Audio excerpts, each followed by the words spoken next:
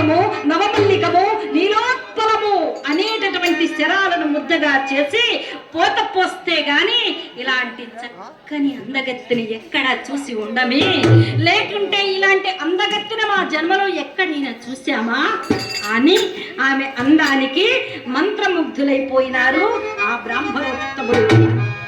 ఆమెను చూసి ఒక్కసారిగా అలా కూర్చుండబెట్టి మూర్ఛను తేరుకొని హస్త సాముద్రికము, ఆయుర్ధాయము, 5వ తనము, తల్లిదండ్రుల తారతమ్యములు, గోత్ర నామావళులు, 16 వందల కంటే మిగుల అందమైనదియు లోకములకు సుందరమైనటువంటి కన్యను చూసి ఆనందమగ్నులై, అయ్యా మీ యువరాణి మా యువరాజుకి చక్కనైనటువంటి జంట, రతీదేవి మన్మధుల కంటే మిన్నైనటువంటి జంట. కానీ ఒక్క చిన్న విషయాన్ని ఇక్కడ మనవి చేస్తాము. పెళ్లి కుమారుని మాత్రం పరదేశము పంపించము. తమ చేతి కత్తికి వాసకము కట్టించి సింధూర తిలకము దిద్ది సకల సంభ్రమముగా కత్తికను కాంతకును కరబొప్ప తలంబ్రాలు పోయించి తగు పెండ్లి చెయ్యాలి. ఇది మా ఇంటి ఇలువరస ఆచారము. మరి ఆచార వ్యవహారాన్ని ఎవరు విడిచిపెట్టలేరు గనక ఈ విషయం మీకు ఇష్టమైనచో మీ పిల్లను మాకు ఇవ్వండి, లేదంటే మరి ఒక చోటుకు వెళతాము అని సవనయ్య నమస్కారములు ఆచరించారు.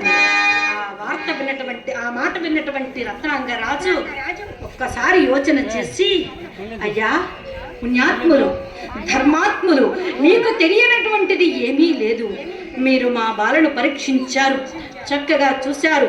హస్త సాముద్రికము, ఆయుర్ధాయము, సంతాన రేఖలు అన్నీ పరీక్ష గావించారు. చాలా సంతోషమే. కానీ మేం కూడా పెండ్లి కుమారుణ్ణి చూడాలి కదా. కాబట్టి పెండ్లి కుమారుణ్ణి చూసిన వెంటనే మేము తప్పకుండా నిర్ణయం చెప్తామని దారి కత్తులు నిమిత్యర్థం వాళ్ళు కూడా కొంత ధనమునిచ్చి విప్రోత్తములను సాగనంపారండి. విప్రోత్తములు అంగరంగ వైభవంగా కార్యక్రమము నిర్విఘ్నముగా కొనసాగాలి అంటూ భగవన్నామ స్మరణ చేస్తూ ముందుకు సాగిపోతున్నారు. మహా ఆందోళనగా ఉన్నారు కాబట్టి ఆ హిందోళ రాగంలో స్వామివారిని స్తుతిస్తూ పోతున్నారండి.